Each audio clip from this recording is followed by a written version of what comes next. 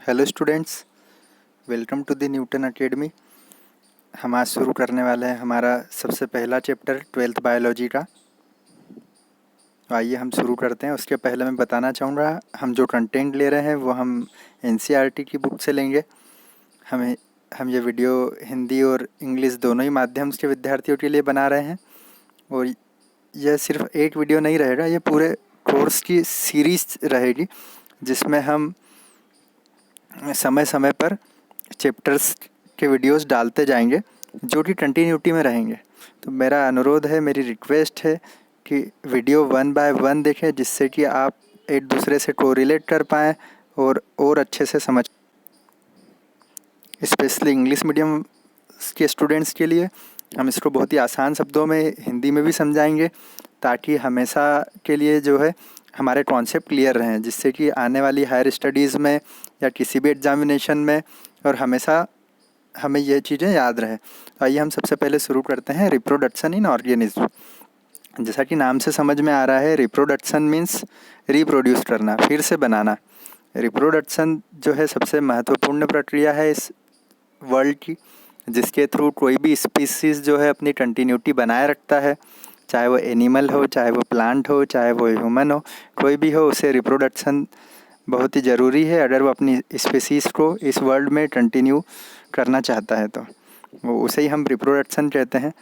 Reproduction is an important biological process by which an organism give rise to another organism similar to itself. अपने ही जैसे किसी other organism को जन्म देना रिप्रोडक्शन कहलाता है। Reproduction enable the continuity of the species generation after generation. It result in the formation of genetic variation. अब रिप्रोडक्शन के देखेंगे हम आगे, जैसे जैसे चैप्टर में आगे बढ़ेंगे, कई तरीके के बेनिफिट है। सबसे पहला बेनिफिट तो यह है कि रिप्रोड्यूस करते हैं, एक के दो या दो से अधिक संतानें प्राप्त होती है, जिसकी वजह से जो है वो स्पीसीज़ वर्ल्ड में आगे बढ़ सकते हैं, कंटिन्यूटी अपनी रख सकते हैं। उसके साथ में जेनेटिक वेरिएशंस भी प्राप्त होता है, जैसे कि हमने सेक्सुअल रिप्रोडक्शन में हम आगे देखेंगे किस तरीके से नर और मादा की मदद से जब रिप्रोडक्शन होता है तो उसमें जेनेटिक वेरिएशंस आता है। स्पीसीज़ तो सेम रहती है, लेकिन डिफरेंट वेराइटीज़ के जो ऑर्गेनिज्म है वो प्रोड्यूस होते हैं। तो उसके बारे में भी हम अध्ययन करेंगे। पहले आते हैं हम रिप्रोडक्शन के टाइप्स क्या क्या होते हैं। रिप्रोडक्शन मेनली दो तरीके का होता है। सबसे पहला होता है asexual reproduction, the second one is sexual reproduction. सबसे पहले देखते हैं एसेक्सुअल रिप्रोडक्शन क्या होता है। एसेक्सुअल रिप्रोडक्शन में when there is no need of two parents, there is no need of partner, जब सिर्फ एक ही पेरेंट रिप्रोड्यूस कर पाए किसी अदर ऑर्गेनिज्म को, अपने ही जैसे क्लोन्स बना पाए। आपने क्लोन्स का नाम सुना होगा। क्लोन अगर बना पाए अपने ही जैसे without help of our partner, उसे हम बोलते हैं asexual reproduction. Reproduction involving a single parent is called asexual reproduction. वहीं सेक्सुअल रिप्रोडक्शन में क्या होता है, reproduction involving two parent of opposite sexes with the fusion of male and female gametes is called sexual reproduction. I hope अभी तक यह समझ में आ चुका है। रिप्रोडक्शन में दो टाइप होते हैं, asexual reproduction and sexual reproduction. अब हम देखते हैं एसेक्सुअल रिप्रोडक्शन में एनसीईआरटी के हिसाब से डेफिनेशंस क्या है, बिकॉज समझने के साथ साथ हमें डेफिनेशंस भी याद रखनी है। In asexual reproduction only a single parent is involve in producing offspring. As a result the offspring produce are identical to each other as well as to the parents. Asexual reproduction is common among single cell organisms and in plant and in animal with relatively simple organisms. It is also seen in multicellular organisms. Mainly asexual reproduction lower organism में होता है, mainly जैसे कि amoeba है। Amoeba में हमें कोई ये देखने को मिलता है, और भी हम आगे एग्जांपल्स पढ़ेंगे किन किन प्लांट्स में, किन किन ऑर्गेनिज्म में हमें ये देखने को मिलता है। अब हम देखते हैं इसके सब टाइप्स जो है कितने होते हैं। तो हमें जब इनके सब टाइप की बात करेंगे तो उसमें होते हैं 4 टाइप मुख्यतः। सबसे पहला हम देखते हैं फ्यूजन। असेक्सुअल रिप्रोडक्शन का सबसे महत्वपूर्ण पार्ट होता है फ्यूजन। फ्यूजन में क्या होता है, फ्यूजन में मैं आपको अमीबा के स्ट्रक्चर के माध्यम से समझाना चाहूँगा। फ्यूजन में कोई भी पेरेंट ऑर्गेनिज्म जो है वो धीरे धीरे डिवाइड होना शुरू होता है। पहले उसका न्यूक्लियर डिवाइड होता है, उसके बाद में उसका साइटोप्लाज्म भी धीरे धीरे डिवाइड होने लगता है और वह अपने ही जैसे आइडेंटिकल 2 डॉटर्स को बर्थ देता है। तो यहाँ पे हमने देखा एक अमीबा से फिज़न के थ्रू 2 अमीबा में कन्वर्ट हुए, तो इस प्रोसेस को हम फिज़न बोलते हैं। आई होप अमीबा के एग्जाम्पल से आपको समझ में आया होगा कि फिज़न क्या होता है। अभी हम आगे जो है उसकी डेफिनेशन देखेंगे।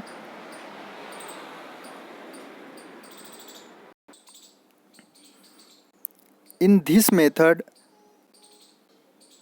it is observed in mainly members of Protista and Monera.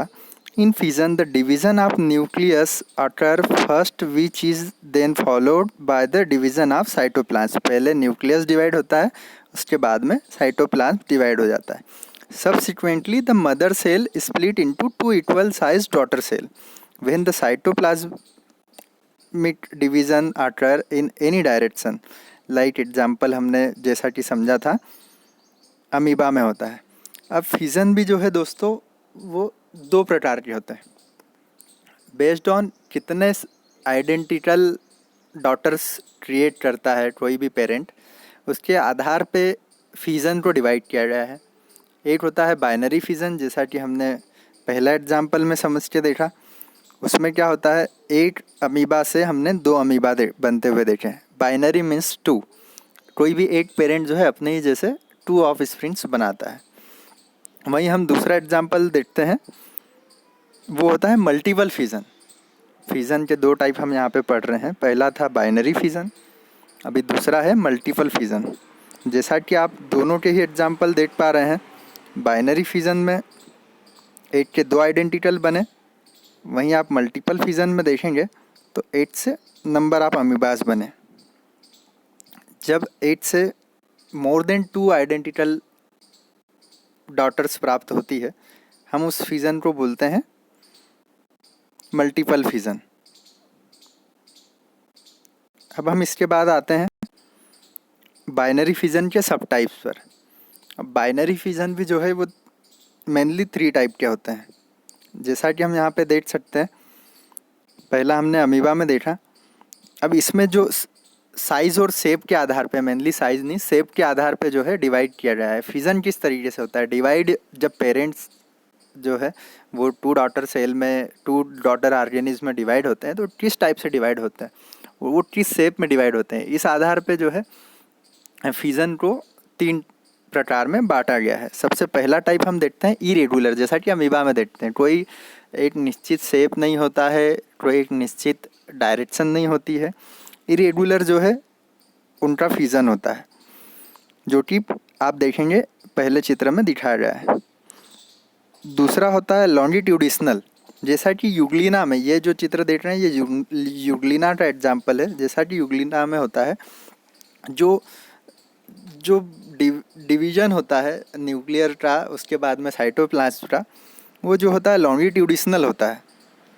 जैसा चित्र में बता रहा हूँ इस तरीके से होता है, इसलिए जो है इसको नाम दिया गया है, जैसे नाम से ही समझ में आ रहा है, लॉन्गिट्यूडिशनल डिवीज़न। आपको एग्जाम्पल्स भी याद रखना है, जो यूग्लिना में मेनली ये होता है। थर्ड हम देखते हैं ट्रांसवर्स फिज़न। ट्रांसवर्स फिज़न जैसे कि पैरामीशियम का एग्जाम्पल दिया गया है। पैरामीशियम में क्या होता है, जो फिज़न होता है वो ट्रांसवर्स होता है, बीच में से, बिल्कुल बीच में से डिवाइड होता है, जैसे कि रो डिवाइड होती है, जैसा आप यहाँ पे एग्जाम्पल के थ्रू समझ सकते हैं। अब हम इन तीनों की ही डेफिनेशंस देखेंगे। आपको चित्र के माध्यम से समझ में तो पहले ही आ चुका होगा, अब डेफिनेशन काफ़ी आसान हो जाएगी याद रखने के हिसाब से। When cytoplasm divides along with the transverse axis of the individual, the fission is termed as transverse binary। जैसा कि हमने पैरामीशियम में देखा था, या प्लेनेरिया में भी ऐसा ही होता है। But when the cytoplasm divide the longitudinal axis of the individual, it is called as a longitudinal binary fission, जैसा कि हमने यूग्लिना में देखा। और इरेगुलर जैसा कि हमने अमीबा में देखा। आई होप तीनों ही फ्यूज़न के सब टाइप्स आपको समझ में आए होंगे। अभी तक दोस्तों हमने देखा है रिप्रोडक्शन क्या होता है, रिप्रोडक्शन में सब टाइप्स देखे, दो टाइप का होता है, असेक्सुअल एंड सेक्सुअल रिप्रोडक्शन। सबसे पहले हमने अभी असेक्सुअल रिप्रोडक्शन को पढ़ रहे हैं। उसमें हमने पहला सब टाइप देखा, वो था फिजन। फिजन के भी हमने 3 टाइप देखे, 2 टाइप देखे, बाइनरी फिजन और मल्टीपल फिजन। दोनों में डिफरेंस देखा। बाइनरी फिजन के भी हमने 3 सब टाइप देखे। उसमें हमने लॉन्गिट्यूडिशनल देखा, ट्रांसवर्स देखा और इरेगुलर देखा। अब हम फिजन के बाद में जो है सेकेंड पार्ट पे आते हैं असेक्सुअल रिप्रोडक्शन के, वो है स्पोरुलेशन। स्पोरुलेशन किस तरीके से होता है पहले मैं आपको समझा देता हूँ, फिर हम उसकी डेफिनेशन पे आएंगे। जैसा कि स्पोरुलेशन भी अमीबा में देखा गया है। स्पोरुलेशन में हर बार आपको अमीबा का एग्जांपल देके समझा रहा हूँ ताकि आपको काफ़ी अच्छे से समझ में आ सके। अभी हम यहाँ पर स्पोरुलेशन में जिस तरीके से देख सकते हैं, जैसा कि अमीबा में होता है, जब भी कोई अनफेवरेबल सिचुएशन होती है तो अमीबा क्या होता है, अपना शेप चेंज कर लेता है। वो स्फीयर में हो जाता है, राउंड शेप में हो जाता है। और राउंड शेप में होने के बाद में अपने चारों ओर 3 लेयर सिस्ट बना लेता है, एक घना आवरण बना लेता है, जिससे कि अनफेवरेबल कंडीशन में भी उसको कोई दिक्कत नहीं हो। उसके बाद में जब भी फेवरेबल सिचुएशन आती है तो वह अंदर ही अंदर मल्टीप्लाई होता है। जैसे हमने मल्टीपल फिजन में देखा तो एक अमीबा के कई अमीबाज में वो डिवाइड होता है। जब number of amoebas, large number of amoebas create हो जाते हैं, उसके बाद में एक स्टेज ऐसी आती है, ये जो सिस्ट है ये रप्चर हो जाता है।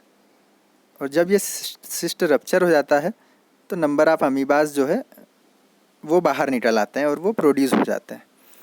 इस प्रोसेस को हम बोलते हैं स्पोरुलेशन। अब हम इसकी डेफिनेशन पे आते हैं। Sporulation occurs during unfavorable condition. Organisms like amoeba withdraw their pseudopodia and become round in shape. Everyone is aware about amoeba's structure.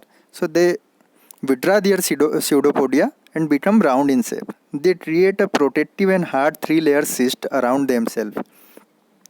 This process is called incystation. Under favorable condition, the nucleus of incysted amoeba undergoes multiple division to form a large number of amoeba. Thus structure are called pseudopodiospores. थोड़ा सा नाम आपको difficult लगेगा पहली बार जब आप सुनेंगे, लेकिन कई बार जब आप पढ़ेंगे तो यह बहुत ही फेमिलियर हो जाएगा ना। इस स्ट्रक्चर को जो जिसमें हमने देखा, जिसमें कि मल्टीप्लिकेशन होता है, तीनों ओर से जो है एक सिस्ट की लेयर होती है, उसको हम बोलते हैं स्यूडोपोडियोस्पोर्स।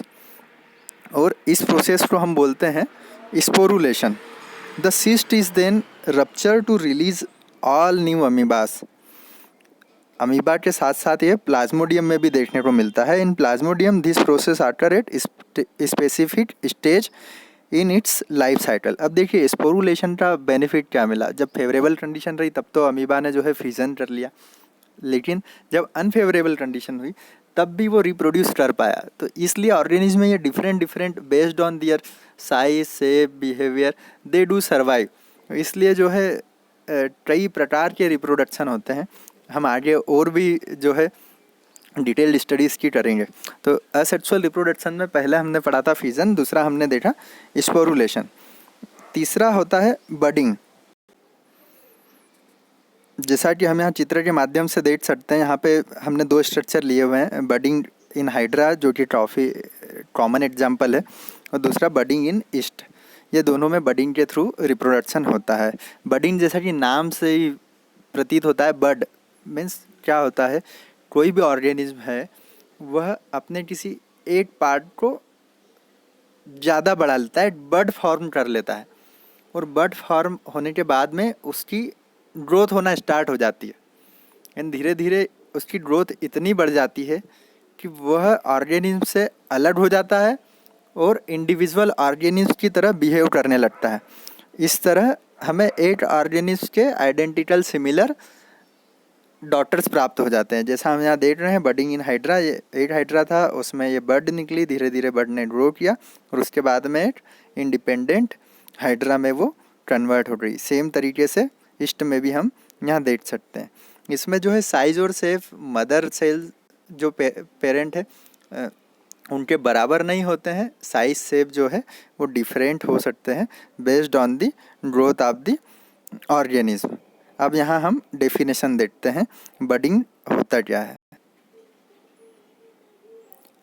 In this method, the cells of some part of the body of animal undergo repeated mitotic cell division. This lead to the formation of overgrown region of cell masses. Such region of cell masses that result due to mitosis are called bud. It detaches itself from the parent body and live as an independent animal, जैसा कि example में हमने hydra और इसके case में देखा। अब जो बडिंग भी होती है ये दो तरीके की होती है। बेस्ड ऑन बडिंग कैसे हो रही है, अगर एक्सटर्नल हो रही है, आउटसाइड द बॉडी हो रही है, तो हम उसको एक्सोजीनस बडिंग बोलते हैं, और अगर इनसाइड द बॉडी हो रही है तो हम उसको एंडोजीनस बडिंग बोलते हैं। जैसा कि नाम से ही होता है, exogenous means outside, endo means inside. तो हमने दो तरीके की बडिंग होती है। हम जैसा कि जो हमने हाइड्रा में देखी वो आउटसाइड हो रही है तो उसको हम एक्सोजीनस बडिंग बोलेंगे। जो एंडोजीनस बडिंग होती है उसका हम एग्जांपल देते हैं। एंडोजीनस बडिंग ग्लोब्यूल्स के थ्रू होती है। जैसा कि हमने एक्सटर्नल में तो हाइड्रा का एग्जांपल देखा ही था, उसमें तो कोई इशू है ही नहीं, लेकिन एंडोजीनस होने के बाद भी वो कैसे अपने आइडेंटिकल सिमिलर्स देते हैं उसका हम एग्जांपल देखते हैं। तो हर जिसमें भी बडिंग होती है एंडोजीनस बडिंग होती है। वो जैसे कि हम एक यहाँ पे एग्जांपल ले लेते हैं। जैसे कि हम एग्जांपल में स्पॉन्जीज लेते हैं। स्पॉन्जीज में क्या होता है, ये जो गेम्यूल्स होते हैं, गेम्यूल्स फॉर्म हो जाते हैं जब भी अनफेवरेबल कंडीशन रहती है। तब जो है with the help of wind and water flow ये फ्लो होते रहते हैं और कोई भी जो है रिप्रोडक्शन नहीं करते हैं। लेकिन जब भी फेवरेबल सिचुएशन आती है तो ये रिप्रोड्यूस करते हैं। यह एक इंडिपेंडेंट स्पॉन्जीज में कन्वर्ट हो जाती है। तो और गेम्यूल्स की ये खासियत है कि यह कई वर्षों तक बहुत टाइम तक भी जो है इनएक्टिव रह सकते हैं। तो इस तरीके के जो प्लांट्स हैं, इस तरीके के जो ऑर्गेनिज्म हैं, उनमें जो रिप्रोडक्शन होता है वो बडिंग के थ्रू होता है। इस तरीके से एंडोजीनस बडिंग होती है। आप गेम्यूल्स का स्ट्रक्चर इतना इम्पोर्टेंट नहीं है, लेकिन आप देखना चाहें तो इनर मेम्ब्रेन होती है, आउटर मेम्ब्रेन होती है, माइक्रोफाइल जो आप ये वाला पार्ट देख रहे हैं, इसके अलावा मोनोट्सोन स्पिकुल्स होते हैं। यह सब जो है गेम्यूल्स के पार्ट होते हैं।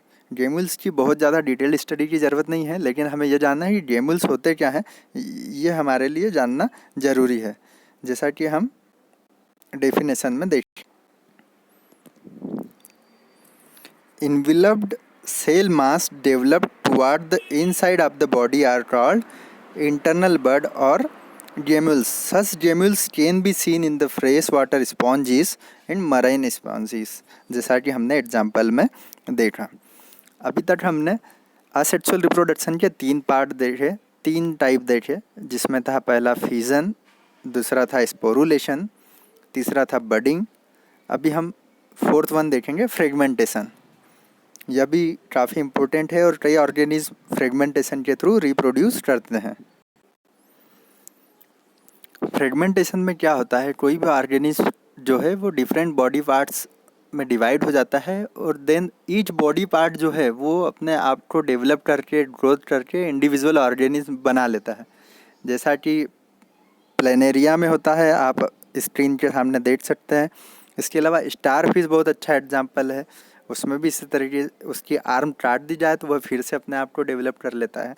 तो इस तरीके से जब कि किसी भी ऑर्गेनिज्म को फ्रेगमेंट्स में डिवाइड किया जाए, उसके बाद में उसका हर फ्रेगमेंट अपने आप को कंप्लीट डेवलप करके इंडिविजुअल ऑर्गेनिज्म बना ले, उसको हम बोलते हैं फ्रेगमेंटेशन। जैसे कि प्लेनेरिया में दिखाया गया है, इसके 2 पार्ट हुए हैं प्लेनेरिया के, तो ईच पार्ट जो है वो ग्रो कर रहा है और 2 डिफरेंट आइडेंटिकल डॉटर्स में प्लेनेरिया ने अपने आप को कन्वर्ट कर लिया है। आई होप आप चित्र के माध्यम से हर एक क्लासिफिकेशन काफ़ी अच्छे से समझ पा रहे होंगे, जिससे कि डेफिनेशन आपको रटना नहीं है, समझ के डेफिनेशन आप आसानी से याद कर सकते हैं। जैसा कि हम रीजनरेशन की अब डेफिनेशन देखते हैं। इन fragmentation The body become fragmented into several different part. Each part develops the remaining body part and become a complete animal. This capacity is known as regeneration. For example, planaria, hydra and starfish. ये इस जो capacity होती है जिससे कि ये process होती है उसे हम बोलते हैं रीजनरेशन, मतलब फिर से जनरेट करना। कोई चीज़ एक बार जनरेट हो रही थी उसे फिर से जनरेट करना। इसके अलावा इस एनसीईआरटी बुक में नहीं दिए, एक होता है रिपेयर। उसमें फिर से जनरेट तो नहीं होता है, लेकिन अगर कोई बॉडी पार्ट जो है वो लॉस्ट हो चुका है या डैमेज हो चुका है तो उसको जो है वो ऑर्गेनिज्म रिपेयर कर लेता है। वो भी एक तरीके से रिप्रोडक्शन ही है, वो भी एक तरीके से फ्रेगमेंटेशन का ही सब पार्ट है। तो यहाँ पे हमने चारों की डेफिनेशंस अच्छे से समझ ली है। हम फिर से आते हैं, हमने अभी तक पढ़ा है रिप्रोडक्शन में एसेक्सुअल रिप्रोडक्शन, दूसरा हमने देखा सेक्सुअल रिप्रोडक्शन। उसमें एसेक्सुअल रिप्रोडक्शन में हमने 4 सब टाइप पढ़े, fission, sporulation, budding and fragmentation. सबसे पहले फिजन में हमने 2 टाइप के देखे, binary fission and multiple fission.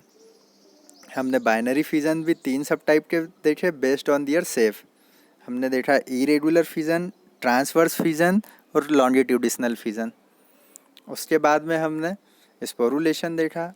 Sporulation के बाद में हमने थर्ड वन बडिंग देखा। बडिंग भी हमने एंडोजीनस बडिंग भी देखा, एक्सोजीनस बडिंग भी देखा। उसके बाद में हम आए रीजनरेशन पे। अब इसके बाद में हम देखेंगे प्लांट्स जो है और किस किस टाइप से रीजनरेट कर सकते हैं।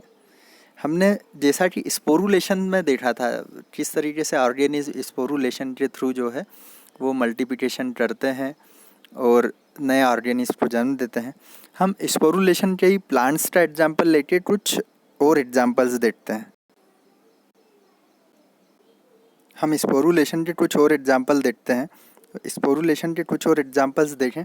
सबसे पहले कुछ टर्मिनोलॉजी देखते हैं। जू स्पोर्स क्या होता है? जब भी कोई स्पोरुलेशन होता है उसमें वाटर में जैसे स्पोरुलेशन हो रहा है तो वो जो ऑर्गेनिज्म है उसके जो स्पोर्स हैं उसको आइदर वो हवा के माध्यम से आगे बढ़ेंगे या तो पानी के माध्यम से आगे बढ़ेंगे। तो उसमें 2 टाइप के होते हैं। एक होते हैं मोटाइल, जो कि खुद अपनी मदद से, मोटाइल में क्या होता है, फ्लेजिला होता है जो कि हेल्प करता है मोमेंट में। वाटर में मोमेंट पॉसिबल है फ्लेजिला के थ्रू।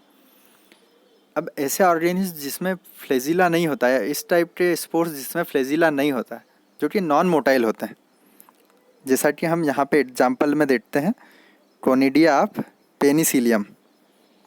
ये जो है वाइंड के थ्रू आगे बढ़ते हैं। जैसे हवा चलती है, जैसे विंड चलती है, वैसे ये आगे बढ़ते हैं अनफेवरेबल कंडीशन में, और जब भी फेवरेबल कंडीशन आती है ये वहाँ पर रिप्रोड्यूस कर देते हैं, जैसा कि एल्गी में होता है। ये फंगी हम देखते हैं उसमें भी इसी टाइप के जो है होता है। तो जू स्पोर्स कभी आता है। जू स्पोर्स क्या होते हैं? जब भी कहीं पर टर्मिनोलॉजी होती है तो ऐसे स्पोर्स जिसमें कि फ्लेजिला हो, जो कि मोटाइल स्पोर्स भी बोलते हैं इनको, जिससे कि मोमेंट कर सकें, उसे हम बोलते हैं जू स्पोर्स। और क्रोनेडिया जिसमें कि जो कि नॉन मोटाइल होते हैं, जिनमें कि फ्लेजाइल नहीं होते हैं, उसे हम बोलते हैं कोनिडिया। और तीसरे टाइप के गेमुल्स जो हमने स्पोर्स देखा ही था स्पंजीज में। Asexual reproduction take place by a variety of motile and non-motile spores are conidia. Ciliated motile asexual spores are called zoospores. They are produced by the algae and fungi. Thus zoospores swim in the water for the some time with the help of their flagella. जैसा मैंने बताया था structure में, जैसे ये spores है तो उसका ये वाला जो पार्ट होता है वो फ्लेजिला होता है।